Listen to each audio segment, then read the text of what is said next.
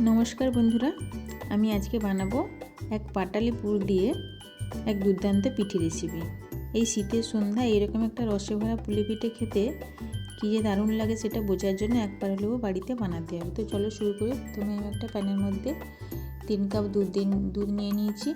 ওর মধ্যে ওই কাপেরই মাপে 3 কাপ চালের গুঁড়ো নিয়ে ভালোভাবে মিশিয়ে নেব। একটু অল্প নুন দিয়ে দেবো, মিশিয়ে নিয়ে তারপর ঢাকাটা দিয়ে দেবো, যাতে চালের গুঁড়োটা সেদ্ধ হয়ে যায়, না হলে ড্রাই হয়ে যাবে।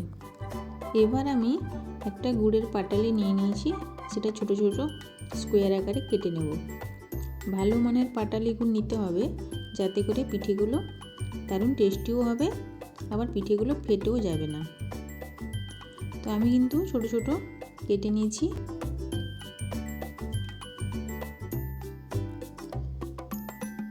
এবার আমি ডোটা কিছুক্ষণ ঢেকে রাখার পর একটা পাত্রে ঢেলে নেব, দিয়ে ভালোভাবে সফট করে নেব।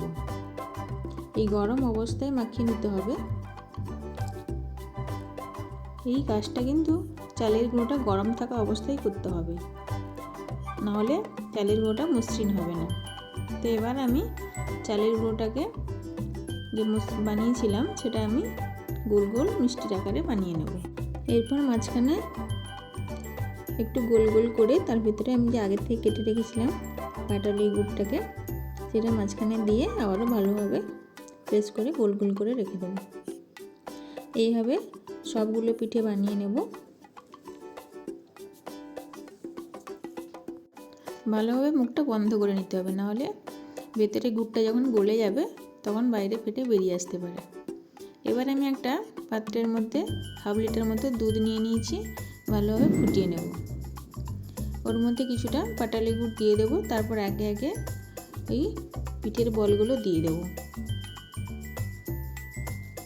তারপর 10 মিনিট মতো মিডিয়াম আঁচে ফুটিয়ে নেব। মাঝে মাঝে একটু নেড়ে দিতে হবে, যাতে পিঠেগুলো নিচে বসে না যায়। এভাবে আমি ফুটিয়ে নেব। যখন দুধটা ঘন হয়ে আসবে দেখতে হবে, যখন পিঠেগুলো একটু একটু করে ফেটে যাবে, ভেতর থেকে একটু রস বেরিয়ে আসবে, তখনই বুঝতে হবে পিঠেটা হয়ে গেছে। তো এবার আমি একটা পাত্রে দেখিয়ে দিচ্ছি কিভাবে পিঠেটা ভেতরে রসে ভর্তি হয়ে গেছে। তো এই ছিল আমার আজকে পাটালি পুর দিয়ে পিঠে রেসিপি।